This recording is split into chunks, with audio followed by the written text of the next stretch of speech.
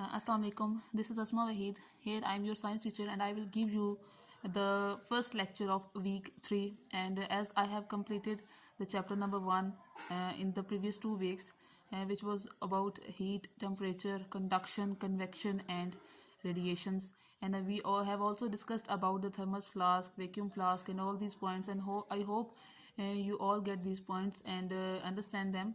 And now today we are going to start the chapter number 2, which is about plants and their systems. So first of all, we have to know about the importance of plants, that why they are important on this earth, and how we are getting their benefits, how we are be able to living on this earth due to the plants, and what are their major points and factors. In this chapter we will discuss in detail that what is the purpose, function, structure, and all these things about the plants.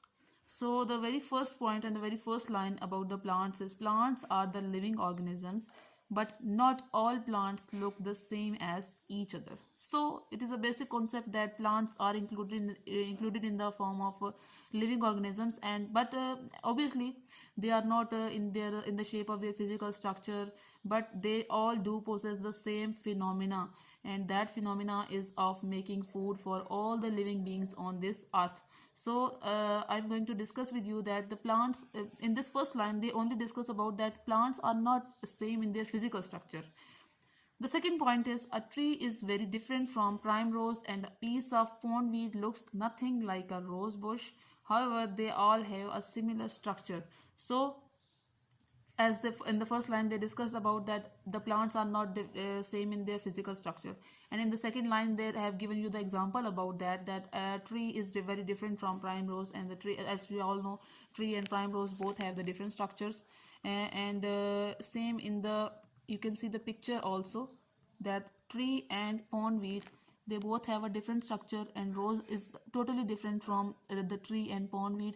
So in this way you can easily get the concept of that how that plants are different from each other in their physical appearance, but they are not different in the process that they are going to make the food for human body by the process of photosynthesis, and that process happens in the presence of sunlight, and that sunlight makes the food for the plants in the form of chlorophyll, and this chlorophyll gets transferred to the fruits and vegetables in the form of glucose, and that glucose is the product or the thing that which makes able the human beings to live on this earth.